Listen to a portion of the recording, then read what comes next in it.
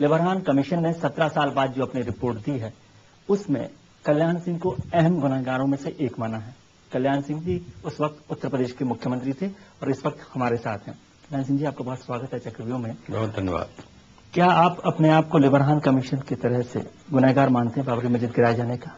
एक तो मुझे लिबरहान कमीशन की रिपोर्ट के बारे में दो शब्द कहने हैं। जिस रिपोर्ट को तैयार करने में लिबरहान साहब ने 17 साल लिए, ये 17 दिन में तैयार हो सकती थी।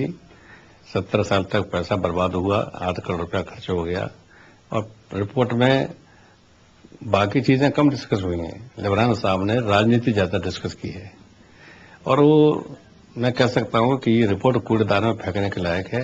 दूसरे ये कहना कि साजिश थी, साजिश बिल्कुल नहीं थी। ये सैकड़ों साल से करोड़ों हिंदुओं की कुचली गई भावना का स्वतः स्फूर्त विस्फोट था, जो 6 दिसंबर 1992 को उस घटनागृह में सामने आ गया है। हमने सुरक्षा के सारे प्रबंध किए थे। ये सच है कि उसके बावजूद भी ढांचा टूट गया। तो इसमें मेरा इतना कहना है कि कई बार ऐसे मौके आते हैं कि सुरक्षा के इंतजाम रखे रह जाते हैं और घटना घटित हो जाती है। लोग तो बहुत मजबूत मुख्यमंत्री मानते थे कल्याण सिंह जी। मैं मजबूत मुख्यमंत्री था, इसमें कोई संदेह नहीं है। मैं 3 उदाहरण देना चाहता हूं। अमेरिका के राष्ट्रपति कैनेडी की सुरक्षा के पक्के इंतजाम थे, लेकिन घटना घटित हो गई। श्रीमती इंदिरा गांधी की सुरक्षा के पक्के इंतजाम थे, लेकिन घटना घटित हो गई। राजीव गांधी की सुरक्षा के पक्के इंतजाम थे, लेकिन घटना घटित हो गई। ऐसे ही 6 दिसंबर को उस ढांचे की सुरक्षा के पक्के इंतजाम होते हुए भी घटना घटित हो गई। लिबरहान साहब ने जो कुछ कहा है कि इसके पीछे साजिश थी, ये नितांत गलत है। मैंने भी सुरक्षा के पक्के इंतजाम किए थे। हाँ, मैंने अधिकारियों से नहीं किया था, इस्तेमाल नहीं किया। इंतजाम किया अगर तो इस्तेमाल नहीं किया। नहीं, मैंने अधिकारियों से साफ कह दिया था कि जो करना हो सो उपाय योजना कीजिए ढांचे की सुरक्षा के लिए, क्योंकि हमने वादा किया है। लेकिन एक मैंने कह दिया था, मैंने कि लाखों कार से वो मौजूद हैं, उन पर गोली नहीं चलेगी, ये मेरा आदेश था। और इसमें अधिकारियों का कोई कसूर नहीं है। अधिकारियों ने तो मेरे आदेश का पालन किया कि गोली नहीं चलेगी। क्यों? कि गोली अगर मैं चलवा देता तो हजारों लोग मारे जाते, स्टैम्पीड में मारे जाते, गोली से मारे जाते और फिर ढांचा फिर भी ना बचता। आपने करोड़ों लोगों को बांटने का फैसला कर लिया 100 लोगों के मरने से बचाने से। नहीं, करोड़ों कार सेवक में 1000 लोग मर जाते यदि गोली चलाते आप। नहीं, मैंने वो पाप नहीं किया। लेकिन आपने वो पाप बचाने की बजाय करोड़ों लोगों को बांटने का पाप नहीं बांटा है। ये राजनीतिक लोग बांट रहे हैं, लोग नहीं बटे हैं, आज भी लोग नहीं बटे हैं। मेरा कहना इतना ही है कि ढांचा नहीं बचा, मुझे कोई गम नहीं इस बात का।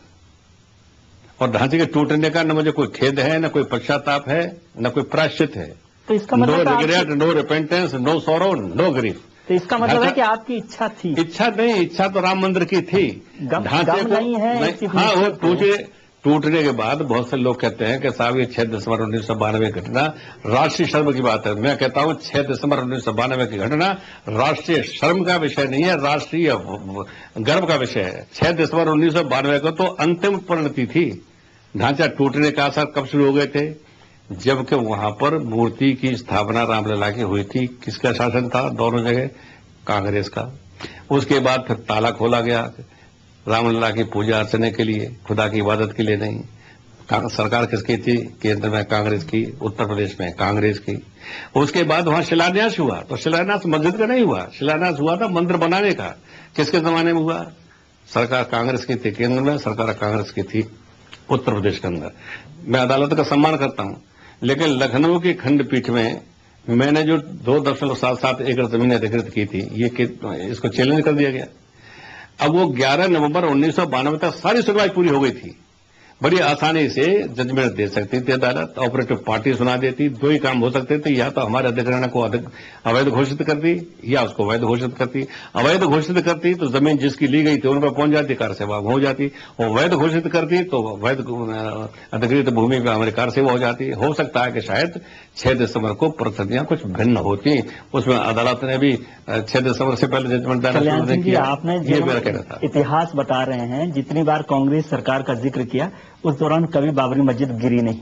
बाबरी मस्जिद का जो ढांचा था वो बचा रहा। मैंने कार सेवा जब 90s में हुई, जब मुलायम सिंह मुख्यमंत्री थे, तब भी उन्होंने कार सेवकों पर गोली चलवाई, लेकिन बाबरी मस्जिद ढांचे को बचा कर रखा। कल्याण सिंह जी ने वो काम नहीं किया। मैं ये कह रहा हूं कि आसार इसके ढांचे के टूटने के उस दिन से शुरू हो गए थे। 6 दिसंबर को तो अंतिम परिणति हुई है, मेरा कहना है। और उन्होंने गोली चलवाई मुलायम सिंह जी ने गोली चलवाई लेकिन बाबरी मस्जिद ढांचे को बचाए रखा।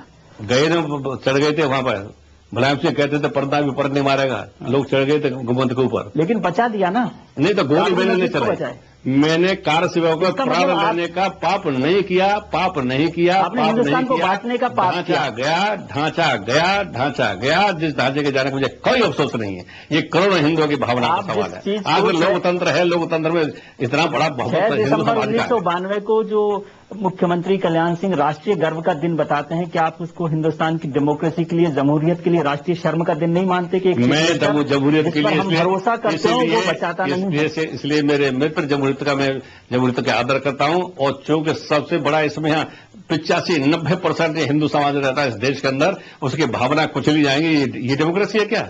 उसकी भावना कुचल लग रही, मंदिर तोड़ के मस्जिद बनाई जाएगी, ये डेमोक्रेसी है क्या? जिस आदमी को चीफ मिनिस्टर बनाया हमने भरोसा देकर, और उस चीफ मिनिस्टर ने अदालत को, देश की सबसे बड़ी अदालत को भरोसा दिलाया कि वो उसको नहीं टूटने देगा, उस पर मैं भरोसा नहीं करूं। इसका मतलब ये हुआ कि जिंदगी में, डेमोक्रेसी में हम किसी चीफ मिनिस्टर पे भरोसा नहीं करें। ओ भाई, हमने सुप्रीम कोर्ट में कहा था कि ढांचे की सुरक्षा की जाएगी, आप उस दिन और ढांचे की सुरक्षा पूरी हमने की भी।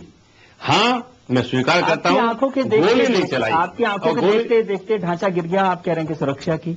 नहीं, इसका मतलब तो ये हुआ कि हिंदुस्तान के आने वाली पीढ़ियां किसी चीफ मिनिस्टर पर भरोसा ना करें। जहां पर लाखों कार सेवक इकट्ठा थे, 2 बार निराश होकर लौट गए थे, उनको लगा कि सरकार इसमें कुछ कदम उठा रही है और अदालत भी इस मामले को कोई उचित कदम नहीं उठा रही है। आक्रोश फूट पड़ा। साफ कर दिया कि आपकी चॉइस ये थी कि आप 100 कार्यकर्ताओं को, 200 कार्यकर्ताओं को, 500 कार्य सेवकों को नहीं मारना चाहते थे, हिंदुस्तान को मारना चाहते थे। आपने ये फैसला किया कि हिंदुस्तान बढ़ जाए, वो मंजूर है। हिंदुस्तान बिल्कुल ही नहीं बटा है। हिंदुस्तान के मुसलमान और हिंदू अलग अलग हो जाए, जो वोट बैंक की सांप्रदायिक 500 कार्य सेवकों को, जो आपका एजेंडा था, कहना है कि मैंने बचाने के लिए आपने हिंदुस्तान को बांटने मेरा उत्तर सुन लीजिएगा। मैंने किसी भी एक भी कार सेवक की जान लेने का पाप नहीं किया, इसका मुझे बड़ा फक्र है। आपने कोशिश ही नहीं की बचाने की? नहीं, पूरी कोशिश।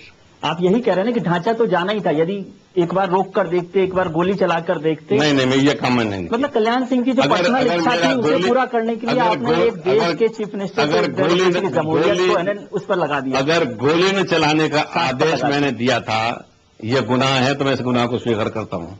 गोली चलाने का आदेश मैंने नहीं दिया था, मना कर दिया था, गोली नहीं। आपको लगता नहीं कि शर्म की बात है एक चीफ मिनिस्टर कोई शर्म की बात को चला रहा है डेमोक्रेसी? मेरे लिए कोई शर्म की बात नहीं है। जैसे आप गर्व का दिन कह रहे हैं, उसे अडवाणी जी जो वहाँ पर खड़े हुए थे, ये उसे पूछेगा, का दुखद दिन है। मैं कहता हूँ कि मेरे लिए तो हैप्पीएस्ट डे है।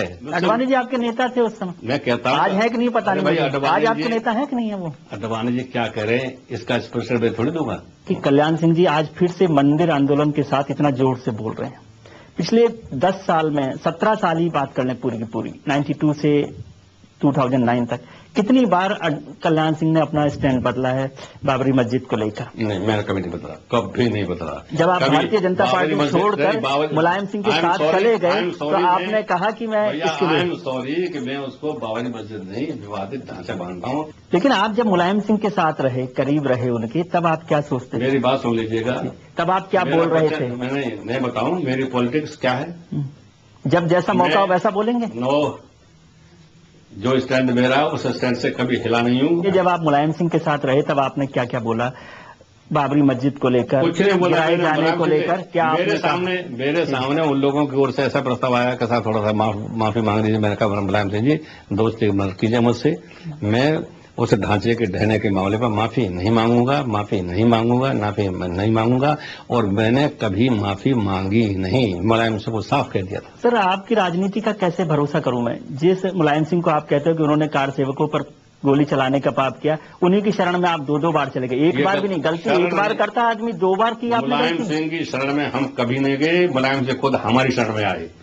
पहली बार जो चलो कार सेवकों पर गोली चलाने वाले को आपने शरण दे दी। संतोल हो ना, घर पे आए जब मायावती ने इस्तीफा दिया था, बोले हमारी सरकार बनवाइए कल्याण सिंह जी, तो मैंने अपने घर पर मुलायम सिंह यादव, अजीत सिंह जी, कांग्रेस के प्रमोद तिवारी, कांग्रेस के जगदम्बा पाल जी, इन सबको साथ लेकर के बैठी 6 बैठक मेरे घर पर हुई, तब जाकर वो सरकार बनी थी। वो घर पर खुद आए थे।